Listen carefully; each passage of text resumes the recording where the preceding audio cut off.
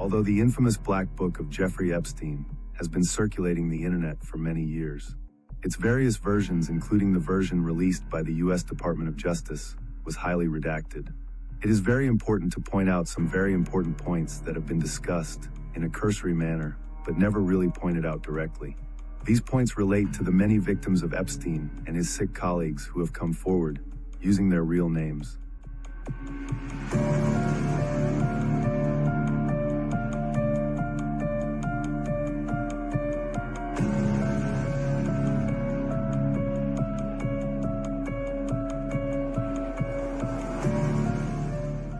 The recent U.S. government release of the Epstein documents is causing enormous controversy, both from the politicians who wrote and passed the Epstein Transparency Act and from the general public. Justified statements were made that the DOJ did not follow the law as it was ordered upon them. There were literally a plethora of documents either partially or wholly redacted. While looking at this infamous Epstein Black Book, let's briefly point out a few things. Many of Epstein and his friends' victims have come out publicly. They did so on social media, in the mainstream media, and in courts, using their real names. The DOJ's reasoning for so many redactions continues to be the DOJ saying, "We are redacting the names of the victims for their own safety and security." How does that make any sense when many of the victims do not want anonymity neither for themselves or Epstein's perpetrators? It is clear that, without any legitimate argument possible, the actions of the DOJ in their recent release do not correspond with the statements and wishes of the victims. So, what is the mass redaction and continued slow leak release of the Epstein files about? When we say the Epstein files, we mean the entire Epstein files.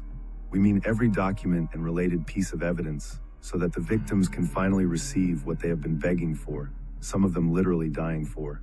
This is needed so that the perpetrators, no matter what political party or country they belong to, can be arrested, tried, and if found guilty, immediately, and, with no further delay, sentenced to the most extreme punishment that the law will allow. Looking through the names in the Epstein Black Book, on page 92, it's fairly obvious that Jeffrey Epstein kept a meticulous record of his personal, business, and pedophile-related contacts. In short, if he met someone, he surely got, at the very least, their name, address, and a phone number. When we look deeper at the first 92 pages, it doesn't take a genius to see that Epstein's closest friends and colleagues are those who are listed in extensive detail. The listings have multiple phone numbers, email addresses, assistant and secretary names, spouses, email addresses, etc. If you take a moment to look up each of these close colleagues of Epstein, those persons are on both sides of the political aisle. So even putting aside all the other documents in the Epstein scandal for a brief moment, when one looks at this entire Black Book, it is yet another sign, another proof, and another fact that proves undeniably that Epstein and his friends were not all just leftist liberal radicals. They're a group of international, powerful, rich, and famous media personalities, politicians, presidents, etc. We repeat, the Epstein scandal is not a partisan issue. It is not about Democrats or Republicans. It's about sick, perverted pedophiles, many of whom even involve their own children in this horror. This helped create yet another generation, the next generation of victims, many of whom became, or may still become, perpetrators themselves. The media manipulation of this entire matter on social and mainstream media is spinning out of control.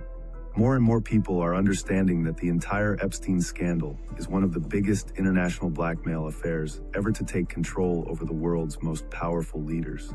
It literally controls them from behind the scenes, with threats of releasing the acts and perversions of the aforementioned global powerhouses. In particular, and in closing, I want to draw your attention to these pages of the Epstein Black Book. This is the fully unredacted version, which also includes the unredacted pages 93 to 95. When reviewing it, do not merely glance at page 95, examine it carefully. Read it and read it again. It is not only a scribbled list of names and phone numbers.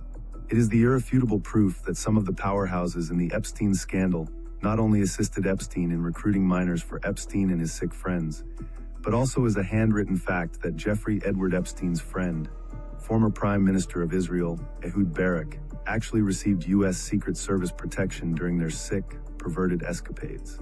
Even the now-deceased Jean-Luc Brennel, Epstein's closest friend in Europe, who allegedly committed suicide while in jail awaiting trial, assisted in all of this. They were protected whether in New York, Florida, New Mexico, on Epstein's Island, or at any number of other locations, and during the voyages between the aforementioned locations. Here's a point to bring into the spotlight. Why was a former prime minister of a foreign country permitted U.S. taxpayer-funded Secret Service protection at any point? This was through a private individual, that being Epstein himself.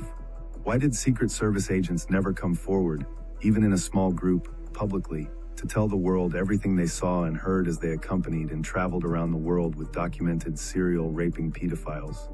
This was all despite the oath of confidentiality they take to protect the U.S. president and other American political figures. We leave you all of this to ponder, to study, and with the direct reminder, do not just toss this video and the attached PDF of the Epstein Black Book to the side saying to yourself, "Oh, I've seen that before." There's nothing new there. Facts being what they are, the media and the public keep using the words, the Epstein list. The infamous Epstein list, the one that people are saying hasn't yet been released, may be, in fact, predominantly based upon this unredacted Black Book. It could be the Epstein list that so many millions of people are demanding the release of, or what it is based nearly entirely on.